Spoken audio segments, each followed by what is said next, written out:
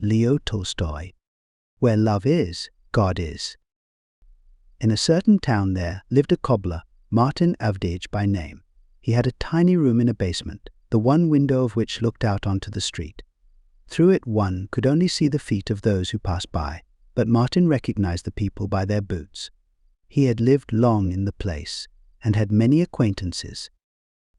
There was hardly a pair of boots in the neighborhood that had not been once or twice through his hands, so he often saw his own handiwork through the window. Some he had resoled, some patched, some stitched up, and to some he had even put fresh uppers. He had plenty to do, for he worked well, used good material, did not charge too much, and could be relied on. If he could do a job by the day required, he undertook it. If not, he told the truth and gave no false promises, so he was well known and never short of work. Martin had always been a good man, but in his old age he began to think more about his soul and to draw nearer to God. While he still worked for a master, before he set up on his own account, his wife had died, leaving him with a 3-year-old son. None of his elder children had lived. They had all died in infancy. At first Martin thought of sending his little son to his sisters in the country, but then he felt sorry to part with the boy, thinking it would be hard for my little Capitan to have to grow up in a strange family. I will keep him with me. Martin left his master and went into lodgings with his little son, but he had no luck with his children. No sooner had the boy reached an age when he could help his father and be a support as well as a joy to him than he fell ill and, after being laid up for a week with a burning fever, died. Martin buried his son and gave way to despair so great and overwhelming that he murmured against God. In his sorrow he prayed again and again that he too might die, reproaching God for having taken the son he loved, his only son, while he, old as he was, remained alive. After that Martin left off going to church. One day an old man from Martin's native village, who had been a pilgrim for the last 8 years, called in on his way from Troitsa monastery. Martin opened his heart to him and told him of his sorrow. "I no longer even wish to live, holy man," he said. "All I ask of God is that I soon may die. I am now quite without hope in the world." The old man replied, "You have no right to say such things, Martin. We cannot judge God's ways. Not our reasoning, but God's will decides. If God willed that your son should die and you should live, it must be best so. As to your despair that comes because you wish to live for your own happiness. What else should one live for?" asked Martin. "For God," Martin said the old man. "He gives you life, and you must live for him. When you have learned to live for him, you will grieve no more, and all will seem easy to you." Martin was silent a while, and then asked, "But how is one to live for God?" The old man answered, "How one may live for God has been shown us by Christ. Can you read? Then buy the Gospels and read them there. You will see how God would have you live. You have it all there." These words sank deep into Martin's heart, and that same day he went and bought himself a testament in large print and began to read. At first he meant only to read on holidays, but having once begun he found it made his heart so light that he read every day. Sometimes he was so absorbed in his reading that the oil in his lamp burnt out before he could tear himself away from the book. He continued to read every night, and the more he read, the more clearly he understood what God required of him and how he might live for God, and his heart grew lighter and lighter. Before, when he went to bed, he used to lie with a heavy heart, moaning as he thought of his little Capitan, but now he only repeated again and again, Glory to thee, O Lord, thy will be done." From that time Martin's whole life changed. Formerly on holidays he used to go and have tea at the public house, and did not even refuse a glass or two of vodka.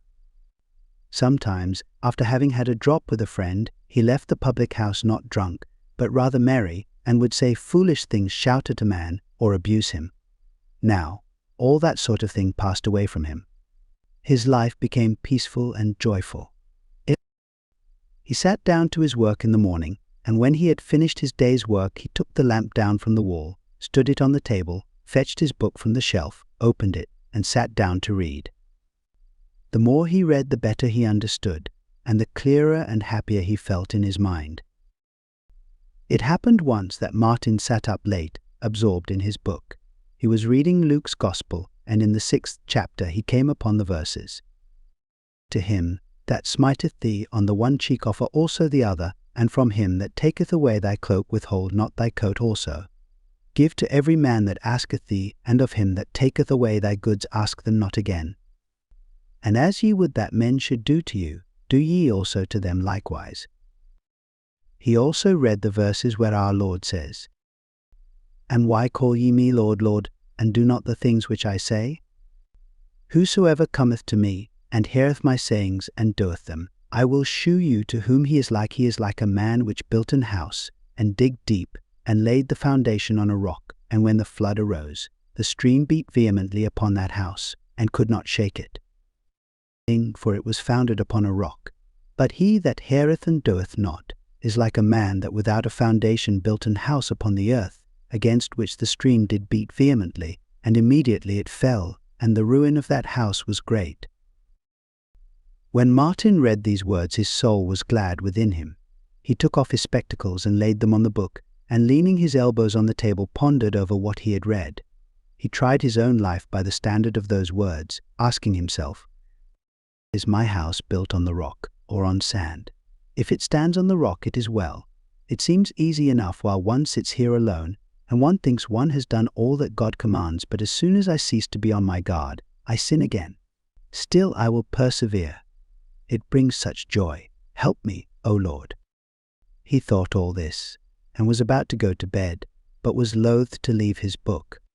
So he went on reading the 7th chapter about the centurion, the widow's son, and the answer to John's disciples, and he came to the part where a rich Pharisee invited the Lord to his house, and he read how the woman who was a sinner anointed his feet and washed them with her tears, and how he justified her. Coming to the 44th verse, he read, And turning to the woman, he said unto Simon, Seest thou this woman?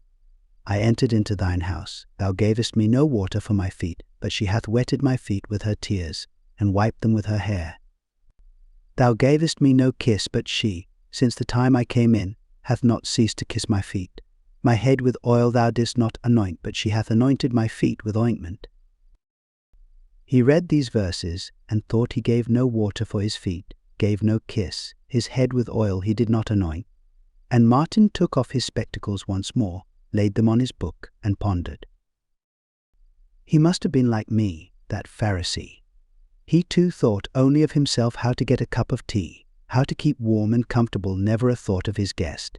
He took care of himself, but for his guest he cared nothing at all. Yet who was the guest? The Lord himself. If he came to me, should I behave like that? Then Martin laid his head upon both his arms and, before he was aware of it, he fell asleep.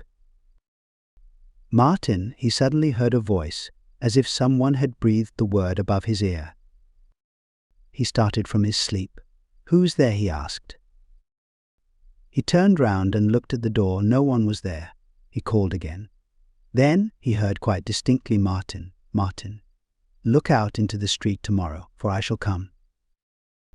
Martin roused himself, rose from his chair and rubbed his eyes, but did not know whether he had heard these words in a dream or awake. He put out the lamp and lay down to sleep.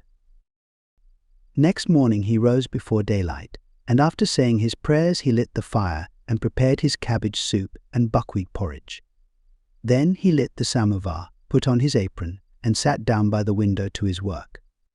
As he sat working, Martin thought over what had happened the night before. At times it seemed to him like a dream, and at times he thought that he had really heard the voice. Such things have happened before now, thought he.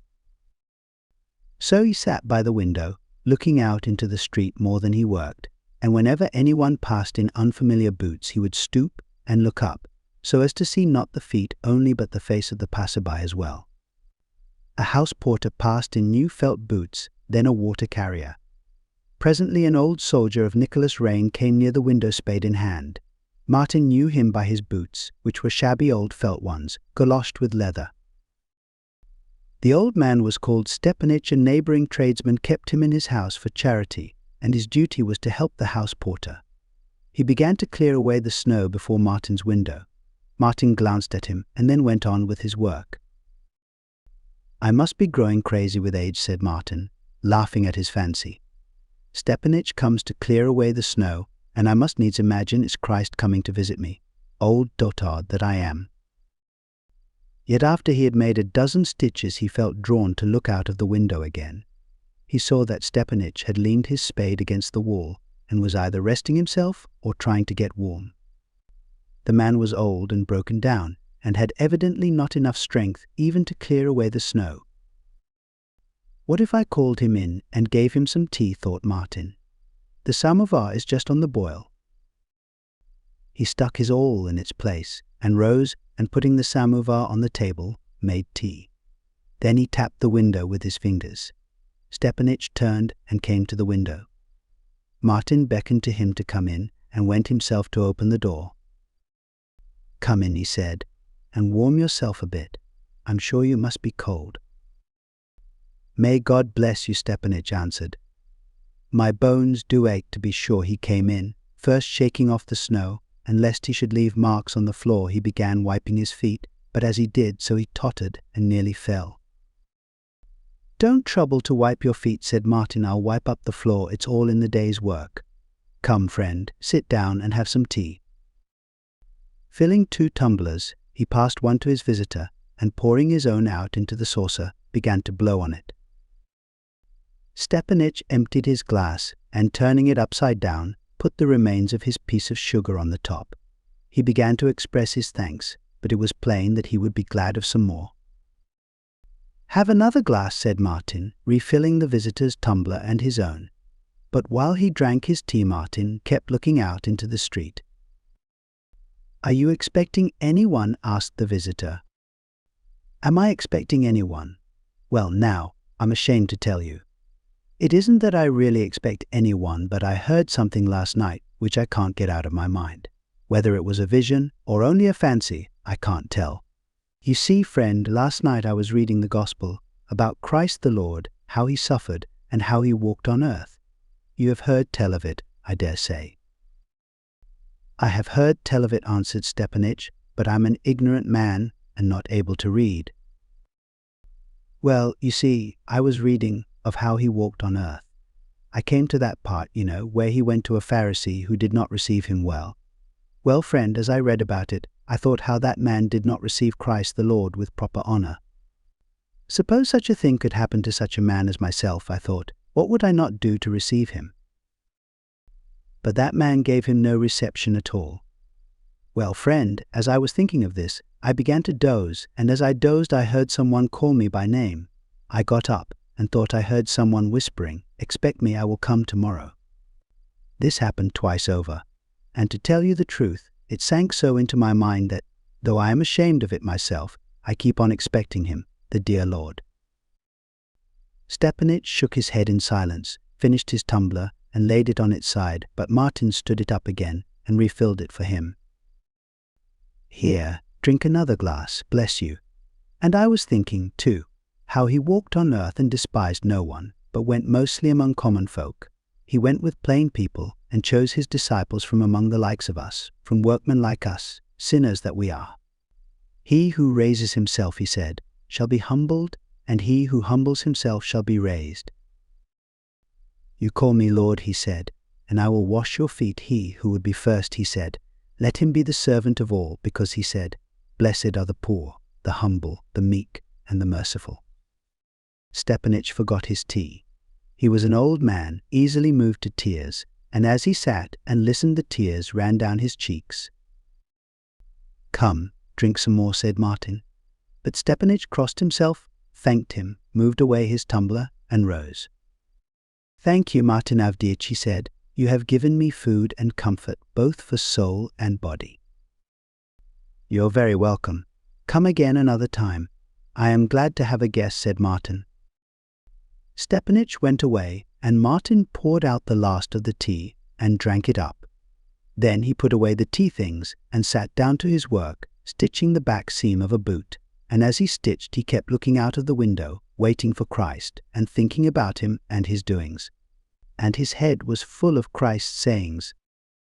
2 soldiers went by, one in government boots, the other in boots of his own, then the master of a neighboring house, in shining galoshes, then a baker carrying a basket. All these passed on. Then a woman came up in worsted stockings and peasant-made shoes. She passed the window, but stopped by the wall. Martin glanced up at her through the window and saw that she was a stranger, poorly dressed, and with a baby in her arms. She stopped by the wall with her back to the wind, trying to wrap the baby up, though she had hardly anything to wrap it in. The woman had only summer clothes on, and even they were shabby and worn. Through the window Martin heard the baby crying, and the woman trying to soothe it, but unable to do so. Martin rose, and going out of the door and up the steps he called to her.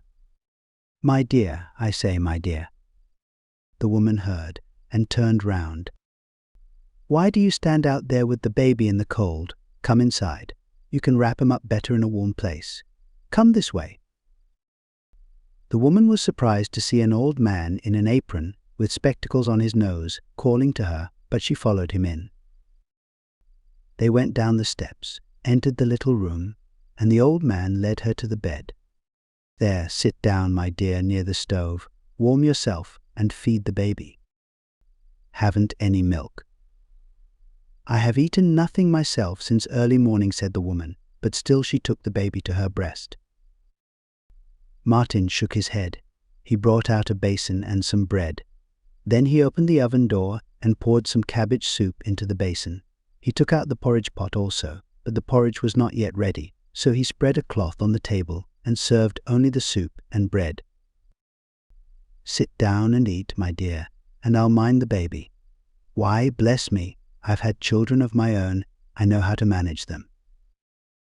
The woman crossed herself, and sitting down at the table began to eat, while Martin put the baby on the bed and sat down by it.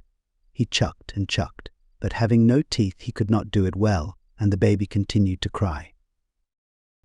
Then Martin tried poking at him with his finger. He drove his finger straight at the baby's mouth and then quickly drew it back, and did this again and again. He did not let the baby take his finger in its mouth, because it was all black with cobbler's wax. But the baby first grew quiet watching the finger, and then began to laugh. And Martin felt quite pleased. The woman sat eating and talking, and told him who she was and where she had been. "I'm a soldier's wife," said she. "They sent my husband somewhere, far away, 8 months ago, and I have heard nothing of him since.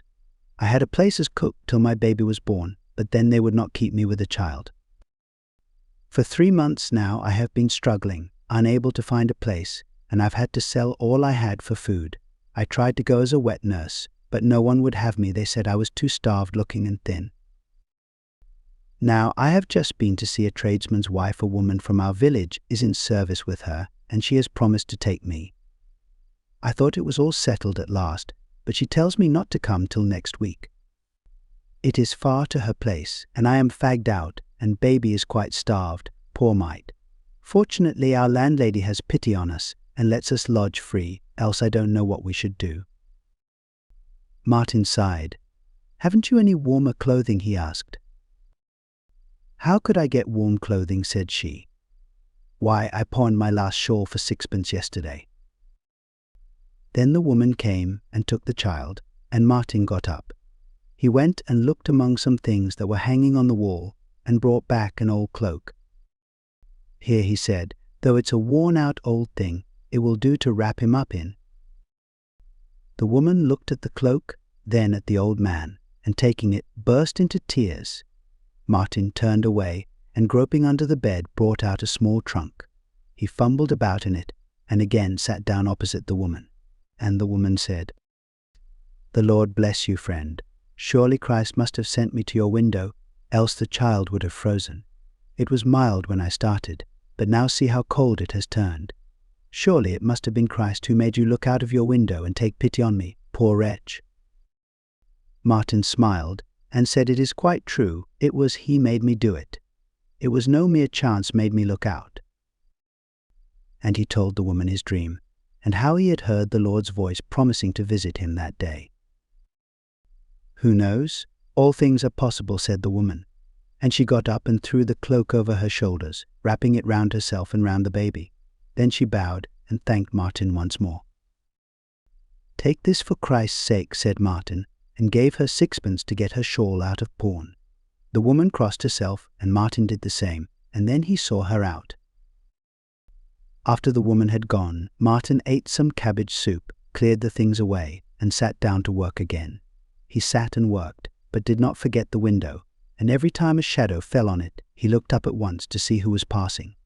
People he knew and strangers passed by, but no one remarkable.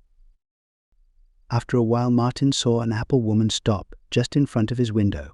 She had a large basket, but there did not seem to be many apples left in it. She had evidently sold most of her stock. On her back she had a sack full of chips, which she was taking home.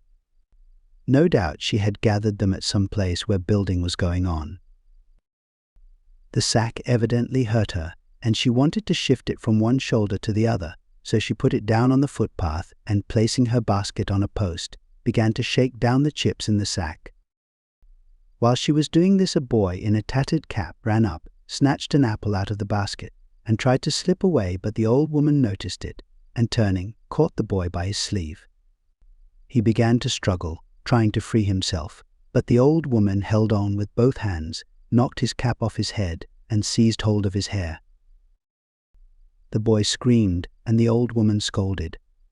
Martin dropped his Orwell, not waiting to stick it in its place, and rushed out of the door. Stumbling up the steps and dropping his spectacles in his hurry, he ran out into the street.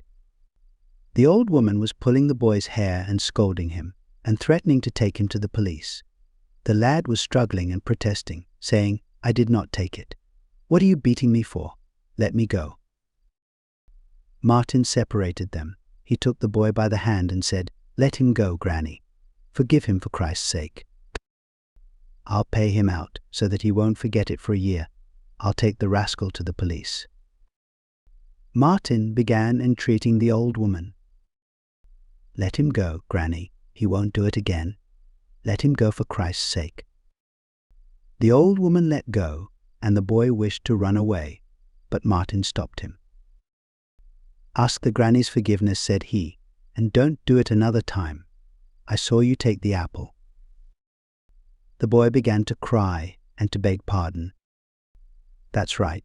And now here's an apple for you." And Martin took an apple from the basket and gave it to the boy, saying, "I will pay you, Granny." "You will spoil them that way, the young rascal," said the old woman. "He ought to be whipped so that he should remember it for a week." "Oh, Granny," said Martin, "that's our way, but it's not God's way. If he should be whipped for stealing an apple, what should be done to us for our sins?" The old woman was silent. And Martin told her the parable of the Lord who forgave his servant a large debt, and how the servant went out and seized his debtor by the throat. The old woman listened to it all, and the boy, too, stood by and listened. "God bids us forgive," said Martin, "or else we shall not be forgiven. Forgive everyone, and a thoughtless youngster most of all." The old woman wagged her head and sighed. "It's true enough," said she, "but they are getting terribly spoiled." "Then we old ones must show them better ways," Martin replied. "That's just what I say," said the old woman. "I have had 7 of them myself, and only 1 daughter is left." And the old woman began to tell how and where she was living with her daughter, and how many grandchildren she had. "There now," she said, "I have but little strength left, yet I work hard for the sake of my grandchildren, and nice children they are, too. No one comes out to meet me but the children. Little Annie now won't leave me for anyone. It's grandmother, dear grandmother, darling grandmother," and the old woman completely softened at the thought. "Of course it was only his childishness. God help him," said she, referring to the boy. As the old woman was about to hoist her sack on her back, the lad sprang forward to her, saying, "Let me carry it for you, Granny. I'm going that way." The old woman nodded her head and put the sack on the boy's back, and they went down the street together, the old woman quite forgetting to ask Martin to pay for the apple. Martin stood and watched them as they went along talking to each other. When they were out of sight, Martin went back to the house. Having found his spectacles unbroken on the steps, he picked up his awl and sat down again to work. He worked a little, but could soon not see to pass the bristle through the holes in the leather, and presently he noticed the lamplighter passing on his way to light the street lamps. "Seems it's time to light up," thought he. So he trimmed his lamp, hung it up, and sat down again to work. He finished off one boot and, turning it about, examined it. It was all right. Then he gathered his tools together, swept up the cuttings, put away the bristles and the thread and the awls, and taking down the lamp, placed it on the table. Then he took the Gospels from the shelf. He meant to open them at the place he had marked the day before with a bit of morocco, but the book opened at another place. As Martin opened it, his yesterday's dream came back to his mind, and no sooner had he thought of it than he seemed to hear footsteps, as though someone were moving behind him. Martin turned round, and it seemed to him as if people were standing in the dark corner, but he could not make out who they were. And a voice whispered in his ear, "Martin, Martin, don't you know me?" "Who is it?" muttered Martin. "It is I," said the voice. And out of the dark corner stepped Stepanich, who smiled, and vanishing like a cloud was seen no more. "It is I," said the voice again. And out of the darkness stepped the woman with the baby in her arms, and the woman smiled and the baby laughed, and they too vanished. "It is I," said the voice once more. And the old woman and the boy with the apple stepped out, and both smiled, and then they too vanished. And Martin's soul grew glad. He crossed himself, put on his spectacles, and began reading the Gospel, just where it had opened, and at the top of the page he read, "I was an hungered, and ye gave me meat, I was thirsty, and ye gave me drink, I was a stranger, and ye took me in." And at the bottom of the page he read, "Inasmuch as ye did it unto one of these my brethren, even these least, ye did it unto me, Matt. XXV. And Martin understood that his dream had come true, and that the Saviour had really come to him that day, and he had welcomed him.